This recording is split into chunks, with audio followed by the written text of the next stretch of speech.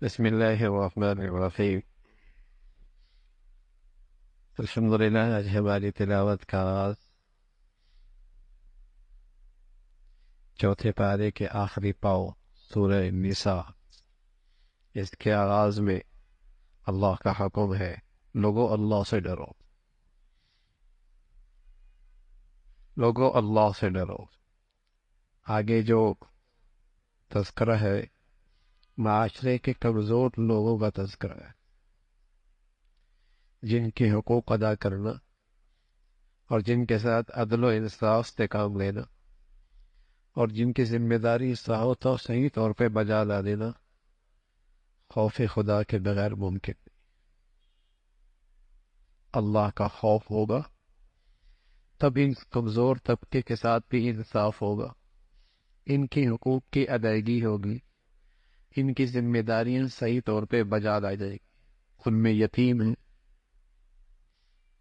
ایسا نہ کرنا اچھا مال اپنے پورے مال سے تبدیل کر دو۔ بچیوں کے وراثت کا معاملہ ہے، عورت کے حقوق کا معاملہ ہے۔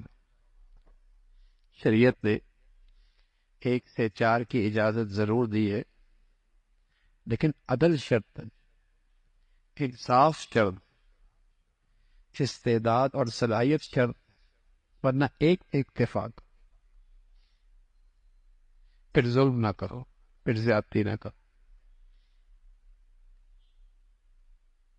اسلام سے پہلے جاہلیت میں متعدد شادیوں کی اجازت تھی، رواج تھا، لیکن وہاں کوئی حد نہیں تھی، 10 20 سینکڑوں۔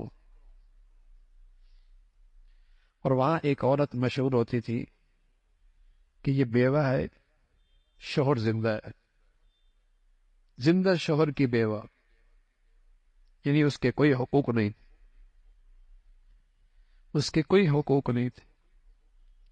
اسلام نے 1 سے زائد کی اجازت دی، لیکن شرط لگائی عدل کی، انصاف کی، اور اس کی حد بھی مقرر فرمائی، ورنہ پھر ایک پر اکتفا کرو، اور جب شادی کرو تو اس کا مہر دو جو مقرر کیا ہے، نہیں تو کل قیامت میں مقروض اٹھو گے، ان کا قرض دو۔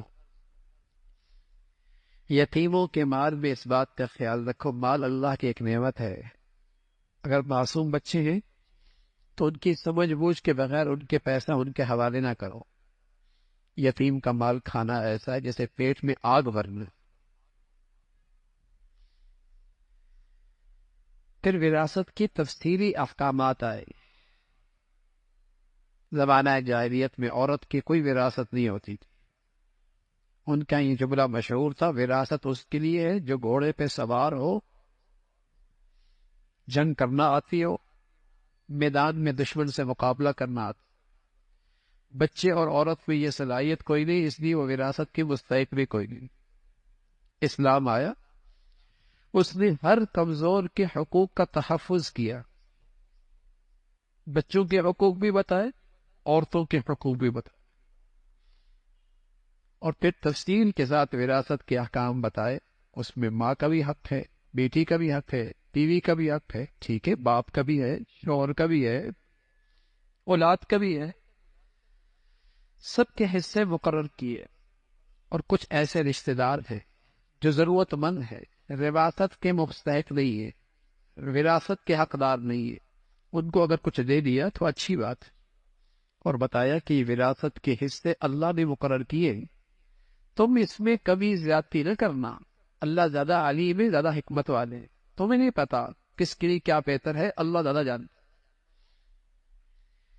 یہ جو اللہ رب العزت نے حصے مقرر کی ہیں، تم ان حصے کے مطابق وراثت کو تقسیم کرو، یہ اللہ کے حدود ہیں، اس سے تجاوز نہ کرو۔ اس میں پورا ایک رکوع ہے اور بڑے تفصیل کے ساتھ وراثت کے احکام ہیں، لیکن بدقسمتی ہے آج مسلمان انہی احکامات میں بڑی کوتاہی کر، اور پھر کچھ عرصے کے بعد ایسی جنگ کھڑی ہوتی ہے کہ کوئی اس کا صلح کا سرا نہیں ملتا۔ ابھی کی صلح کیسی ہو؟ اس لیے کہ جب وراثت کا وقت تھا تقسیم نہیں ہوئی، جائیدادیں جس کے پاس تھی پڑی رہ گئی، اور وہ لاکھوں کی کروڑوں کی ہو گئی، ہزاروں کی لاکھوں کی ہو گئی، اب کا جی چاہتا ہے دینے، اب جنگ کھڑی ہو، لڑائی جھگڑے اور نہ ختم ہونے والی نفرت۔ وقت پہ وراثت تقسیم ہوئی، شریعت کا حکم ہے جانے والا جیسے ہی چلا جائے سب سے بڑی اس کے ساتھ خیر خواہی یہ ہے کہ اس کی وراثت جلدی تقسیم کر دو شریعت کے مطابق۔ بیٹیوں کا ہے، بہنوں کا ہے، بیوی کا ہے، باپ کا ہے، چھوٹے بچوں کا ہے، سب کا حق تقسیم کرو۔ اور پھر ساتھ اللہ رب العزت نے بار بار فرمایا کہ دیکھو اللہ علیم اور حکیم ذات ہے، یہ حصے اس کے مقرر کردہ ہے، یہ اس کے مقرر کردہ۔ آگے شہوت کو غیر فطرتی انداز میں پورا کرنا، غیر فطرتی انداز، ناجائز حرام طریقے سے، اس کی مذمت فرمائی ہے، اور فرمایا کوئی بھی جہالت اور نادانی میں گناہ کرے گا، توبہ کرے گا، اللہ رحم فرما دیں گے، لیکن توبہ شرط ہے، ندامت شرمندگی شرط ہے، اللہ تعالیٰ معاف فرما دیں گے۔ اور فرمایا کہ زمانہ جاہلیت کی طرح نہیں کہ کسی کا شوہر کا انتقال ہو گیا تو اب اس بیوہ کی جائیداد بھی لوٹ لی اور اس کا بھی کوئی حق نہیں کہ جہاں مرضی شادی کر لے، اس کا کوئی حق نہیں۔ جیسے اس کی زمین وراثت میں جا رہی ہے، ایسی زمانہ جاہلیت میں اس کی بیوی بھی وراثت میں جا رہی ہوتی، جس کی طاقت ہوتی تھی اسی قبضے میں چلی جاتی، اس کی مذمت فرمائی۔ اور پھر ان تمام رشتوں کا تذکرہ فرمایا جو قرابت کی وجہ سے، جن سے نکاح جائز نہیں، پھپھی، خالہ، تمام رشتوں کا تذکرہ فرمایا، اور ساتھ ساتھ بتایا کہ یک باری کی ایک ہی ساتھ دو بہنوں کا نکاح بھی جائز۔ ہاں، اس کے علاوہ جن عورتوں سے نکاح کرنا چاہتے ہو، نکاح کا مقصد بہت شہوت پورا کرنا نہ ہو، پاک دامن رہنا مقصود ہے، عفت اور پاک دامنی مقصود ہے۔ اور جس سے بھی نکاح کرو اس کا مہر دو، اس کا حق ادا کرو۔ اللہ رب العزت انسان کی کمزوریوں کے لحاظ کر کے جو احکامات دیتے ہیں، ان احکامات میں اس کمزور انسان کی سہولت کا معاملہ ہے۔ یہ کہا نا کہ حرام نہ کرو، حلال کر لو، یہ تو نہیں کہا کہ پینا ہی نہیں ہے، اور یہ تو نہیں کہا کہ پہننا ہی نہیں ہے، یہ تو نہیں کہا کہ کھانا ہی نہیں ہے، اور یہ تو نہیں کہا کہ عورت کے قریب ہی نہیں جانا، کہا جاؤ لیکن حلال طریقے، کھاؤ حلال طریقے، پیو حلال طریقے، تمیز سکھائی، مہذب بنایا، چھپایا نہیں بنایا، جانور نہیں بنایا کہ جدھر چاہے منہ مار لے۔ تو اللہ نے انسان کی ان کمزوریوں کا خیال رکھے، اس کی سہولت کے لیے احکامات دیے، اور پھر تلقین فرمائی ایمان والو کسی کا مال ناحق طریقے سے نہ کھاؤ۔ اور جس طریقے سے ناحق مال کھانا غلط ہے، ایسا اپنا مال بھی ناحق جگہوں پہ خرچ کرنا بھی حرام ہے۔ جیسے کسی کا ناحق مال کھانا برا ہے، ایسے ہی اپنا مال ناحق جگہوں پہ خرچ کرنا بھی حرام ہے۔ یہ نہیں کہ مال آ گیا جہاں مرضی خرچ کر دو، کل قیامت پہ پوچھو گی۔ ایک سوال تو یہ ہوگا کمایا کہاں سے، دوسرا سوال یہ بھی ہوگا خرچ کہاں کیا ہے۔ بات یہاں تک کافی نہیں کہ خرچ کمانا صحیح ہو، اگلی بات بھی ضروری ہے کہ خرچ کرنا بھی ٹھیک، گناہوں کی جگہوں پر تو نہیں ہے، نام و نمود کے لیے تو نہیں ہے، رسم و رواج کے لیے تو نہیں ہے، ریا اور نام و نمود کے لیے تو نہیں ہے، تمہاری دولت سے گناہ تو نہیں پھیل رہے، گناہوں کی اشاعت اور ترقی تو نہیں ہو رہی، خرچ کرنا بھی دیکھ لو۔ اس کا ذکر فرمایا، فرمایا ہاں چھوٹے گناہ نیکیوں سے معاف ہو جاتے، چھوٹے چھوٹے گناہ نیکیوں سے ہی معاف ہو جاتے ہیں، لیکن کبیرہ گناہ کے لیے توبہ شرط، توبہ ضرور۔ گھر کی زندگی بڑی اہم زندگی، گھر کی زندگی بڑی اہم زندگی، پورا معاشرے کی پہلی اکائی گھر کی زندگی ہوتی ہے، اس کا ایک سربراہ ہوتا ہے، وہ سربراہ مرد ہے، وہ سربراہ مرد ہے، اس لیے کہ مرد کی ذمہ داری ہے نان نفقہ، اس عورت کی ضروریات کی ذمہ داری مرد پر ہے، نان نفقہ، جو خود کھائے اسے کھلائے، جو خود پہنے اسے پہنائے، جیسے اپنی ضروریات کا خیال رکھتا ہے اس کی ضروریات کا بھی خیال رکھتا ہے، اس کو ذمہ دار بنایا ہے۔ ذمہ دار کا مطلب یہ نہیں کہ حکمران ہو گیا وہ رعایا ہو گئی، نہ مطلب یہ ہے کہ زندگی تو محبت کے ساتھ رہے، باہمی اعتماد کے ساتھ ہو، لیکن ظاہر ہے کسی بھی جگہ کا کوئی ذمہ دار نہیں ہوگا تو وہاں معاملے چوپٹ ہو جائے گا، نظام خراب ہو جائے گا۔ ذمہ داری اس کی سپرد ہے، نان نفقہ اس کے ذمہ ہے، گھر کا ذمہ دار بھی یہی ہے۔ پھر تلقین فرمائی کہ اگر آپس میں انبن ہو جائے تو اس کی تربیت کے طریقے ہیں، بستر الگ کر دو، اسے سمجھا دو، تنبیہ کر دو، اور گھر کا معاملہ گھر تک رہنے دو، عدالتیں میں نہ جاؤ، دونوں خاندانوں کے بڑے مل کر بیٹھ کر بات کریں، بات سڑکوں پہ نہ جائے، بازاروں میں نہ جائے، اور اگر دونوں خاندانوں کے بڑے گھر جوڑنا چاہیں گے تو اللہ رب العزت فضل فرمائیں گے، گھر جڑ جائے گا۔ پھر تلقین فرمائی، حقوق کا تذکرہ فرمایا سب سے پہلا حق اللہ کا ہے، اللہ کی وحدانیت، اللہ کی عظمت، پہلا حق اللہ کا۔ پھر والدین کا حقوق، اسی طرح پھر پڑوسی کا حقوق ہے، قریب والا پڑوسی، دور کا پڑوسی، مسکین، محتاج، سب کی مدد کرو، اس کا تذکرہ فرمایا، اس لیے کہ جب معاشرے میں خیر خائی ہوگی نا تب معاشرہ محبت سے جڑے گا نا۔ اور جہاں مزاج معاشرے کا یہ بن جائے کہ میاں نفع اٹھاؤ، فائدہ اٹھاؤ، بس پھر معاشرہ کیسے محبت سے جڑے گا؟ اگر معاشرے کی ذہنیت یہ ہو گئی کہ بس میاں میرا نفع کس میں، میرا فائدہ کس میں، تو معاشرہ تو نفرتوں کا شکار ہو جائے گا۔ معاشرہ اس وقت جڑتا ہے جب معاشرے میں ایک دوسرے کی خیر خائی کے جذبے ہو، بھلائی کے جذبے، اس کا تذکرہ فرمایا۔ پھر شراب خوری کے بارے میں، شراب کی پی کے بارے میں ذہن سازی کی گئی کہ نشے کی حالت میں نماز کے قریب مت جاؤ، وَلَا تَقْرَبُوا الصَّلَاةَ۔ اب قرآن کی کوئی آیت چھوٹی سی پڑھ کے کہہ دینی قرآن میں نماز کے قریب مت جاؤ، اگلی بات بھی تو ہے وَأَنْتُمْ سُكَارَىٰ، نشے کی حالت میں مت جاؤ۔ یہ ذہن سازی کی جا رہی ہے، شراب کی حرمت بعد میں آئی، یہ پہلے ذہن سازی کی جا رہی ہے کہ شراب نشے کی حالت میں قریب مت جاؤ، اس کا تذکرہ فرمایا۔ پھر یہودیوں کی مذمت فرمائی، اللہ کے کلام میں تعریف کرنے والے، مسلمانوں سے حسد، کینہ، بغض رکھنے والے، ان پر اللہ کی لعنت ہے، اس کا تذکرہ فرمایا۔ پھر ایک واقعہ پیش آیا، ایک منافق اور ایک یہودی کے درمیان کسی بات پہ جھگڑا ہو گیا، بات فیصلے کے لیے حضور علیہ الصلوۃ والسلام کے پاس آئے۔ حضور علیہ الصلوۃ والسلام نے فیصلہ یہودی کے حق میں دیا، وہ حق پہ تھا، منافق مطمئن نہ ہوا ہے، اس نے کہا عمر کے پاس جائیں گے رضی اللہ تعالیٰ۔ اس کا خیال تھا کہ عمر یہودی کا نام سنتے ہی میرے حق میں فیصلہ کر دیں گے۔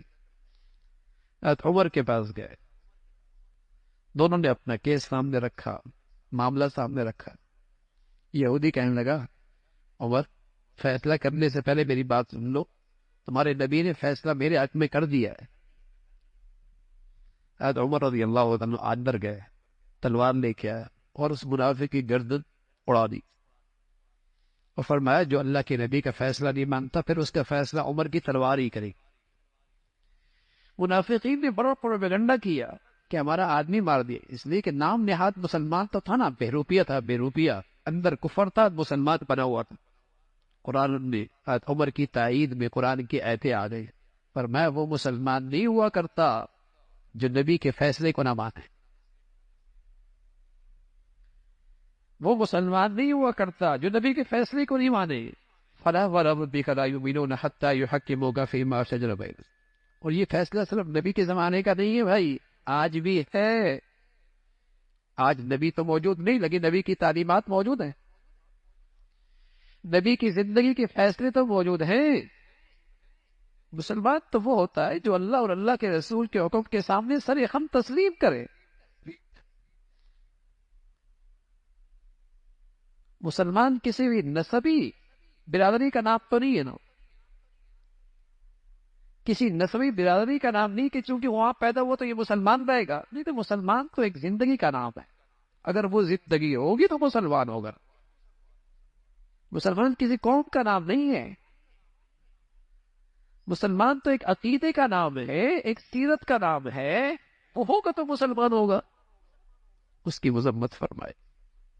پھر اللہ رب العزت نے جہاد کی ترغیب دی اور جہاد کی تلقین فرمائی، اور فرمایا جب دنیا میں مظلوم فریادیں کر رہا ہو کہ اللہ کب وہ آئیں گے جو ہمیں اس مصیبت سے اور اس ظالموں کے ظلم سے ہمیں نجات دیں گے، اس کا تذکرہ فرمایا۔ ایمان والوں کو فرمایا تم ان کی مدد کرو، اللہ کی مدد تمہارے ساتھ ہوگی۔ تم جہاد سے اس لیے فرار اختیار کرتے ہو کہ موت سے ڈرتے ہو، تو موت تو محفوظ قلعوں کے اندر بھی آ جایا کرتی، اور ضروری نہیں کہ میدان جہاد میں موت آ جائے، لیکن خیال رکھنا تمہارے ہاتھ سے کسی ایمان والی کی جان نہ جائے۔ اگر خطا جان گئی اس کا کفارہ ہے، اور اگر جان بوجھ کے کسی ایمان والے کی جان لے لی تو پھر تمہاری سزا جہنم ہے۔ اللہ حفاظت فرمائے۔ آج مسلمان فرقوں کے نام پر، زبانوں کے نام پر، علاقوں کے نام پر، صوبائیت کے نام پر، وطنیت کے نام پر مسلمان کی جان لیتا ہے، اور اگر یہ جان لینا حلال سمجھتا ہے کافر ہو جائے گا۔ اگر کسی مسلمان کی ایمان والے کی جان لینا حلال سمجھتا ہے تو کافر ہو جائے گا۔ ایک مسلمان کی جان لینا تو اللہ کیا بڑی قیمتی ہے، اس لیے بہت احتیاط اس کا تذکرہ فرمایا کہ ایک مسلمان کی جان اللہ کے یہاں بہت بہت قیمتی۔ اور پھر شرک کی مذمت فرمائی۔ اللہ رب العزت سب خطاؤں کو معاف فرما دیں گے، لیکن مشرک کا شرک معاف نہیں فرمائے۔ شرک اللہ کی ذات میں کسی کو شریک کرنا، یا اللہ کی صفات میں کسی کو شریک کرنا، چاہے عبادت بدنی ہو، چاہے مالی ہو، چاہے زبانی ہو، جو اللہ کے لیے خاص ہے کسی اور کے لیے نہیں کر سکتے۔ آپ التحیات میں پڑھتے ہیں نا، التحیات للہ والصلوات والطیبات، تمام بدنی عبادتیں، مالی عبادتیں، زبانی عبادتیں کس کے لیے؟ خالص اللہ کے لیے۔ سجدہ صرف اللہ کا ہے، طواف صرف اللہ کے گھر کا ہے، قبر کا نہیں۔ نظر و نیاز صرف اللہ کی ہے۔ سجدہ تعظیمی کسی غیر کے لیے ناجائز، سجدہ تعظیمی ہو یا سجدہ عبادت کا، کسی غیر اللہ کے لیے حرام۔ سجدہ اللہ کا حق۔ شرک اللہ معاف نہیں کرتے، اور ان کی مذمت فرمائی اللہ رب العزت۔ جو بھی ایمان اور ایمان کی زندگی لے کے آئے گا، اللہ رب العزت اس کی نیکی ضائع نہیں کرے گی۔ پھر زمانہ جاہلیت میں جو عورتوں پہ مظالم ڈھائے جاتے تھے اور ناانصافیاں اور زیادتی کی جاتی تھی، اس کی مذمت فرمائی، اس کی مذمت فرمائی۔ اور اللہ رب العزت ایک قدرت کا تذکرہ ہے، اور ایمان والوں کو تلقین فرمائی، اپنے ہوں یا بیگانے، ہمیشہ انصاف سے کام لینا، عدل سے کام لینا۔ اور اللہ کا حکم ہے، ایمان والو ایمان لے آؤ، ایمان والو ایمان لے آؤ، یعنی ایمان والو یقین لے آؤ، یقین۔ اللہ کے نبی صلی اللہ علیہ وسلم نے جو انسان بنائے نا، انسان، آج دنیا چیزیں تو بناتی ہے، انسان نہیں بنا رہا دنیا۔ آج دنیا میں یہ جنس نایاب ہے، پیغمبر دنیا میں انسان بنایا کر، اور جب دنیا میں انسان بن گئے تو دنیا میں امن اور سلامتی تھی۔ آج دنیا میں چیزیں بن گئی ہیں، انسان کی جنس نایاب ہے، اور اللہ کے نبی نے جو انسان کو بنایا، کون سا نسخہ استعمال کیا؟ یقین کا۔ اللہ کی ہستی ہے اور ہر جگہ ہے، یہ یقین پیدا کرتی ہے۔ تو کیا ہوا؟ اس کی خلوتیں اور تنہائیاں بھی پاک ہو گئی، اس کی زندگی پاکیزہ ہو گئی۔ اللہ کی ہستی ہے۔ میرے سامنے بچہ ہو تو میں گھٹیا حرکت نہیں کرتا، بچہ دیکھ رہا ہے، اللہ دیکھ رہا ہے، حیا نہیں کرتا۔ کیا مطلب؟ اللہ کی ہستی کا یقین نہیں ہے نا۔ معصوم بچی دیکھے تو کچھ شرم کروں، حیا کروں گا، لحاظ کروں گا، کچھ پردے میں چلے جاؤں گا، کچھ اوٹ میں چلے جاؤں گا۔ اللہ دیکھ رہا ہے، حیا نہیں آتی، اس کا لحاظ نہیں ہے۔ تو وہ یقین پیدا کیا کہ اللہ کی ہستی ہے، اور اس ہستی کے دربار میں کل تمہاری حاضری ہے، احتساب ہونا ہے۔ اس نے انسان کے اندر کی کایا پلٹ دی۔ پھر اللہ رب العزت نے ان منافقین کی مذمت فرمائی جو کفار سے دوستیاں اس لیے لگاتے ہیں کہ شاید دنیا میں وہ عزت پالے۔ اللہ رب العزت فرمایا ایسے منافقین کو اللہ کے عذاب کی خوشخبری دے دو۔ جو مسلمانوں کو چھیڑ کر کفر سے دوستی اس لیے لگاتے ہیں کہ وہ ان سے مفادات چاہتے ہیں، ان کی مذمت فرمائی۔ اور منافقین کے بارے میں فرمایا یہ سب سے نچلے درجے میں ہوں گے جہنم، سب سے نچلے درجے میں ہوں۔ ہاں جو توبہ کر لے، اپنی زندگی بدل دے، اللہ رب العزت معاف فرما دے۔ پھر اللہ رب العزت نے ایک عبادت بتائی، اور یہ ایسی عبادت ہے کہ بتایا کہ اگر کوئی یہ عبادت کرے گا تو وہ اللہ کے عذاب سے بچ جائے گا، دنیا میں بھی آخرت میں۔ ایک عبادت بتائی، اور سب سے آسان عبادت، اس کے لیے کوئی مقام طے نہیں، کوئی وقت بھی طے نہیں ہے، پاک ہونا بھی شرط نہیں ہے۔ وہ عبادت گھر میں بھی ہو سکتی ہے، بستر بھی ہو سکتی ہے، ہر جگہ ہو سکتی ہے، ہر وقت ہو سکتی ہے۔ وہ عبادت کیا ہے؟ فرمایا جو ایمان والا شکر کی زندگی اختیار کرے گا وہ میرے عذاب سے محفوظ ہے۔ اس سے آسان عبادت تھوڑی ہو سکتی۔ ما یفعل اللہ بعذابکم ان شکرتم وآمنتم، فرمایا مجھے کیا پڑی ایمان والے کو عذاب دوں اگر وہ شکر گزار ہو۔ شکر ایک ایسی عبادت ہے، اور شیطان کہتا ہے میں انسان پر حملہ آور ہوں گا اور میرا اس پر اثر ہو جائے گا، اور اس اثر کا نتیجہ کیا ہوگا؟ یہ ناشکر ہو۔ کسی آدمی پر شیطان کا اثر ہے، اس کی علامت کیا ہے؟ اس کی زندگی میں شکر نہیں، اس کی زندگی میں شکر نہیں۔ اولاد کے دل میں آج باپ کا شکر نہیں، بیوی کے دل میں شوہر کا شکر نہیں، شوہر کے دل میں بیوی کی قدر نہیں ہے، اور اس بندے کے دل میں اللہ کا شکر نہیں۔ ہر طرف ناشکری ہے۔ ایک ہی سوال ہے، ایک ہی شکوہ ہے، آپ نے کیا کیا ہے میرے لیے؟ آپ نے کیا کیا ہے میرے لیے؟ آج کا بندہ بھی مولا سے کہتا ہے اللہ آپ نے دیا کیا ہے مجھے؟ الیاذ باللہ۔ ہر طرف ناشکری ہے، اور اللہ رب العزت نے اتنی بڑی خوشخبری اور انعام دیا ہے کہ اگر مسلمان یہ ایمان والا شکر گزار بن جائے تو میرے عذاب سے محفوظ رہے گا دنیا آخرت۔ اللہ تعالی ہم سب کو بھائی شکر گزاری کی زندگی نصیب فرما دے۔